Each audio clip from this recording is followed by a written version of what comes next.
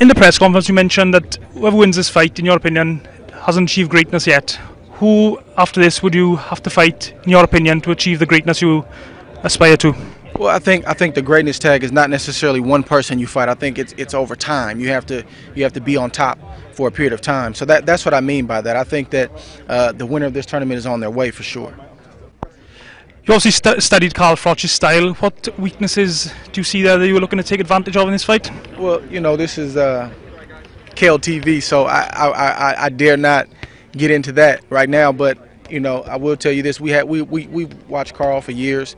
We've anticipated this, this day. We didn't know that the Super 6 was going to come about, but we knew we'd fight eventually. So we'll be ready. Come October 29th, we'll be ready to, put it all on the line. After this fight, what's in the future for yourself? For your next 3 fights, if you could be the promoter, who would you fight? It's hard to say. A nice long rest, that's for sure. But I'm sure your promoter won't be giving you that. It may be a move up. It may be, Lucian Bute. It just depends. But I think that the winner of this tournament in the super middleweight division has the leverage to call the shots because we've put in the work over the past 2 years. Is making super middleweight a struggle, or are you comfortable at the weight?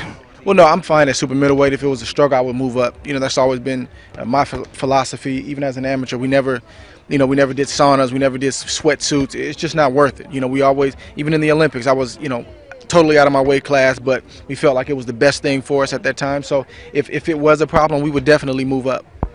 If you were to move up, would you be looking at boxing? Well, there's a lot of great light heavyweights. It's hard to pick one, but it's tough to look ahead right now. I just think that that's definitely something that I've always wanted to be, is a multi-divisional champion.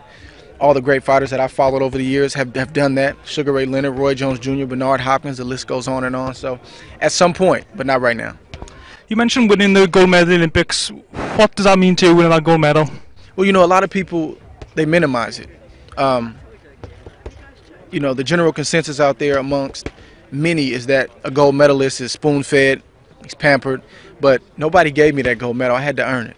And that gold medal is something that, I'll always cherish above anything that I accomplished in the professional ranks, because it wasn't about the money then, it was about the love of it. And it was just simply about representing my country. So that's always going to have a special place in my heart. And regardless of what I do or become as a professional, I'm in the history books with the likes of Muhammad Ali, Floyd Patterson, George Foreman, and again, the list goes on and on. So that's something that's always got a special place in my heart. Which fighters did you try and base your style around? Who did you look up to? Well, I respect all fighters, but I tend to gravitate toward the masters, the ones that make it look easy. Bernard Hopkins, Floyd Mayweather, Salvador Sanchez, Sugar Ray Robinson. Those type of fighters, the fighters that get in there, Muhammad Ali, that go in there and take another man's abilities and totally neutralize them and exploit their weaknesses. And people walk away and say, wow, that was an easy performance, when it really wasn't. Those are the guys that I tend to gravitate toward. You mentioned moving up to light heavyweight, and you mentioned Bernard Hopkins. So how would you fight Bernard Hopkins if that came around? Well, you know what? I look at Bernard Hopkins as my grandfather, honestly, because we have a good relationship. We talk, we communicate.